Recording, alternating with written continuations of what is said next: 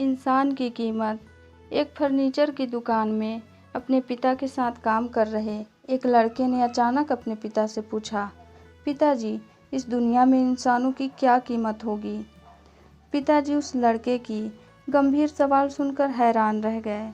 फिर वे बोले, बेटे, एक इंसान की कीमत जानना बहुत मुश्किल है, वो तो अनमोल है। फिर लड़का कहता है, क्या सब उतनी ही कीमती और महत्वपूर्ण है? पिता हंसते हुए कहते हैं, हाँ बेटे। लड़के को कुछ समझ नहीं आया। उसने फिर से सवाल किया, तो फिर इस दुनिया में कोई गरीब तो कोई अमीर क्यों है? उसके यह सवाल सुनकर पिता कुछ देर तक शांत रहे और फिर उन्होंने एक लकड़ी का टुकड़ा लाने को कहा।